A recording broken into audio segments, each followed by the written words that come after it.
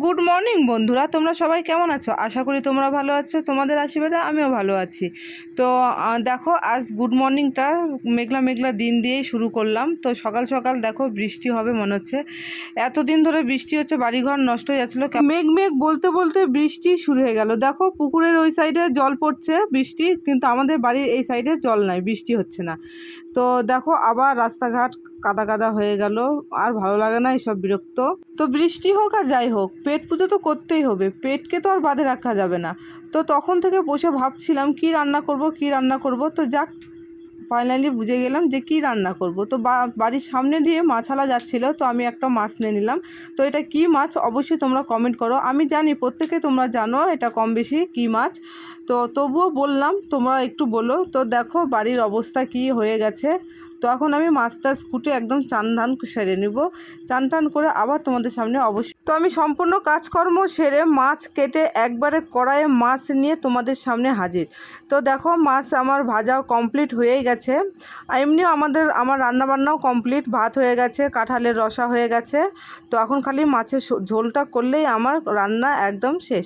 তো রান্নাবান্না করে খেয়ে দিয়ে আবার আসছি তোমাদের সামনে। সম্পূর্ণ কাজকর্ম সেরে আমি খেতে বসে গেছি। সময়ও অনেক হয়ে গেছে, খিদেও প্রচুর লেগেছে, আর রান্নাটাও খুব সুন্দর। তো বৃষ্টির মধ্যে আর আমি আগের দিনের কোনো ভিডিও নিতে পারিনি, কোনো কাজকর্মের কিছু দেখাতে পারিনি। তো আজ পরের দিন সকালে দেখো আমাদের ট্যাপে জল চলে এসেছে, টুটটুর করে জল পড়ছে। আর বাইরের ভিউটা দেখো এত সুন্দর লাগছে, মানে বলার মতন না। শান্ত এক পরিবেশ, কিছুক্ষণ পর একদম অশান্ত পরিবেশ হয়ে যাবে। গাড়ি ঘোড়া টোটো মানে দেখলে তোমরা বলবে কি। তো আমি টুকটুক করে গোয়াল ঘরের দরজাটা খুলে নিলাম। খুলে ও আমার সোনামা একদম গা মুড়ি দিচ্ছে উঠে, ঘুম থেকে উঠে, আর যে যের মতন বসে আছে। তারপর সম্পূর্ণ কাজকর্ম সেরে চলে গেছিলাম আম গাছতলায় আম পাড়ার জন্য। তো আম পেড়ে নিয়ে আসার পরে ভিডিও করছি। এই যে কিছু এখানে আম আছে।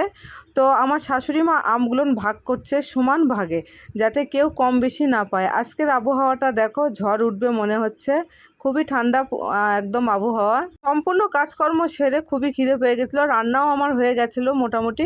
তো আমি ভাত টাত খেয়ে দিয়ে আম দেখে মনে হচ্ছে কখন আম খাবো, তো আম খেতে বসে গেছি, আর তর সইছে না। তো দেখো সত্যি নিজেদের গাছ থেকে যে কোনো ফল পাড়ে নিয়ে আসলে খুবই আনন্দ মানে লাগে, মনটা খুব ভালো লাগে। যে এত আম খাওয়ার চেয়ে বেশি দেখতে খুব ভালো লাগে।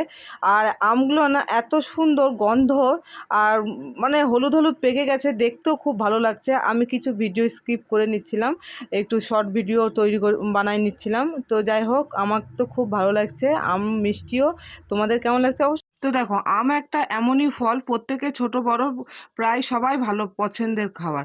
তো সবাই ভালোবাসে, সবাই খায়। তো কিন্তু আম গাছ থেকে যখন নামাই নিয়ে আসা হয়, এক রকমের আঠা বের হয়। ওই আঠা যদি গায়ে লেগে যায় তো একদম বিষাক্ত এক রকমের ঘা